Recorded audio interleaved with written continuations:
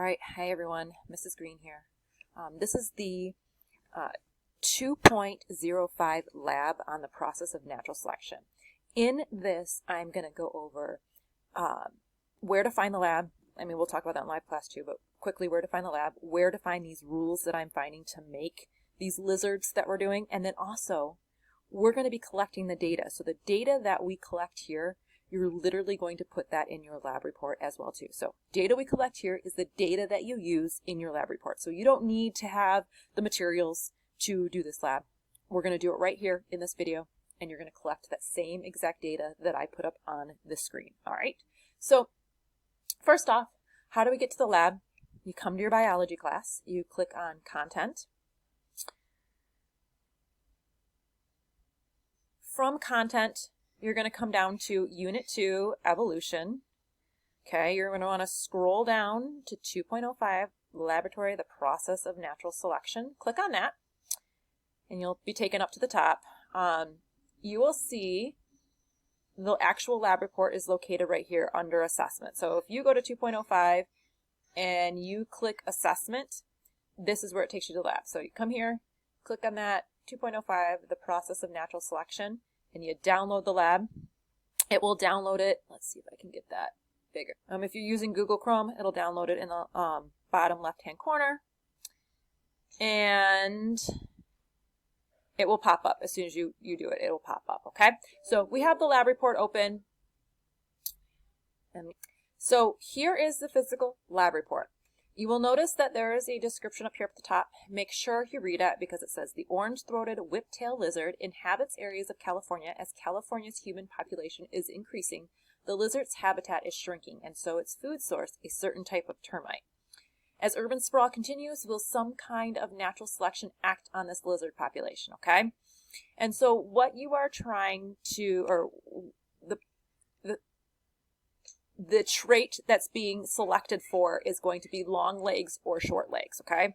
So you have to decide, based on this description up here about this lizard losing its population, you have to decide, will long-legged lizards survive better, or will short-legged lizards survive better, okay? So that means you need to write a hypothesis. Which type of lizard do you think, the long leg or the short leg, will have a greater chance of survival? Will they pass on the long leg trait, or will they pass on the short leg trait? Okay.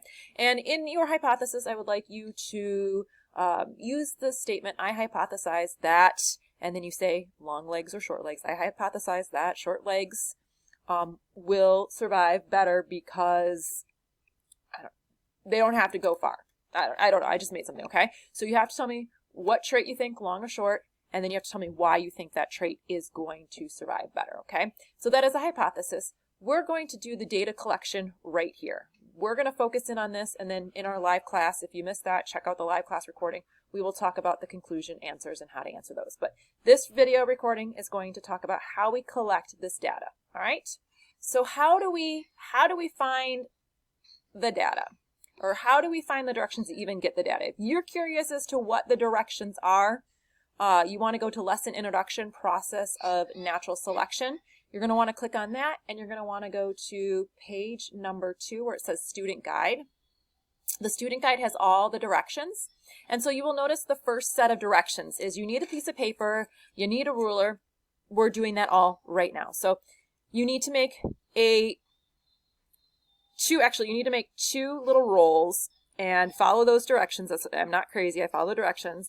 This short one, the small loop, represents the short-legged lizards. This long loop, or bigger loop, represents the long-legged lizards, okay? And so what we're going to do with this is we are going to then take a dice, and we're going to roll it, okay? So we're getting the data for generation number 1. So if we go back to our lab report, we are working on, this is the chart for the short-legged lizards. This is the chart for the long-legged lizards, okay? So we're working on F1 of both charts, okay? So what we need to do for F1 is we need to roll the dice 6 different times. So there's going to be 6 offspring. And the dice is going to figure out which one has long legs and which one has short legs, okay? So according to the rules, if we follow the rules, The long-legged lizards for generation number 1 are going to be the 4 through 6. So if I land on a 4 through 6, 4, 5, and 6, that's a long-legged lizard. If I land on 1 through 3, that's a short-legged lizard, okay? So what I'm going to do is I'm going to do that, and I'm going to roll the dice 6 times. So here's the first dice, okay?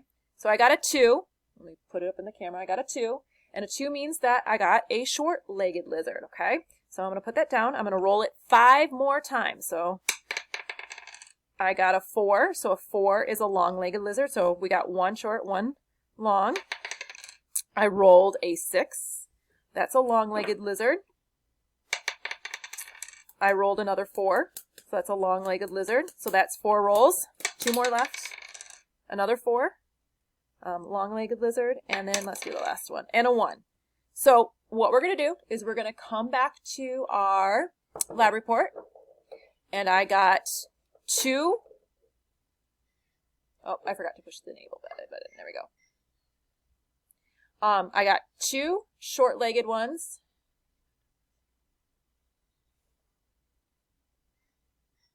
I got 2 short-legged ones and 4 long-legged ones. Now it says measure the distance traveled. So what I'm going to do to measure the distance traveled is I'm going to take, for the short-legged lizards, I'm going to take the short spiral. And I'm going to start on my desk, and I'm going to roll that lizard. If you notice, like in the center here, there's a big black line. So I'm going to roll it once to the black line, roll it again because there's 2 of them. So I'm going to roll it twice, and then I'm going to measure that distance it took to roll twice, okay? So I'm going to do that right now, and I'm going to come back with the distance traveled. So now I measured that, and I got 23 centimeters. So 2 of them traveled 23 centimeters. Now I'm going to do the same thing with the long lizard. There were 4 individuals, so I'm going to roll it 4 times to get the distance that those 4 lizards were able to travel. Okay, so I'm going to do that right now. So I measured it, and I got 73.5. 73.5 is what they traveled. So you should be putting that same thing on your data table. Okay, this is the exact same data table. Now, generation 2 changes a little bit. The rules for generation 2 change, and I will go back to the sheet so that you can see how those rules change. So now for generation 2, we come down to part C, generation 2. Now this time the short-legged lizards are only represented by 1 or 2, and the long-legged lizards are represented by 3 and 6, okay? So, I'm sorry, 3 through 6, okay? So let's go ahead, let's roll 6 times. Okay, roll on the first one. Okay, I get a 3. So a 3 is a long-legged lizard. A 3 is a long-legged. So one is a short. So we got 2. 6 is a long. 3 is a long. 2 is a short. That's 5. Last roll. And I got a 4. So 4. So what you should put in your data table is you should put 2, and we should put 4 here. And because these are the same numbers, I don't have to go through the distance again, because it's the same number, because it's the same number of lizards. So that worked out. We don't have to measure the distance again. So they're the same because it worked out that you had 2 of that. So now let's go to generation 3. All right, generation 3. Let me go back to the directions. Now it says part 3, generation 3. This time, only the number 1 on the dice is going to represent the short-legged lizards, and then 2 through 6 is the long-legged lizards, okay? So let's go ahead. Let's start rolling the dice.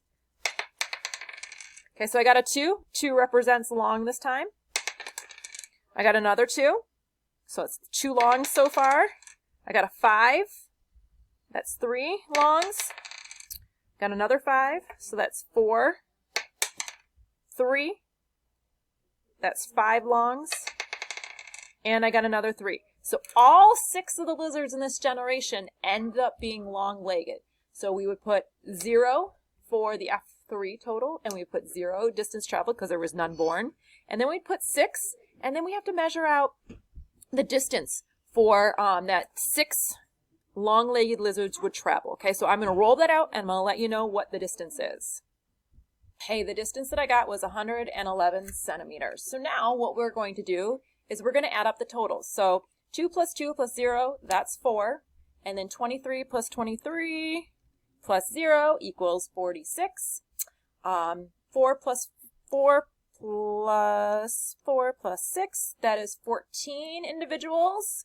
And the distance they traveled, and it's okay to pull out a calculator for this because I'm not going to lie, I'm pulling out a calculator right now, is 258 centimeters. So the short-legged lizards had only 4 individuals and they traveled 46 centimeters.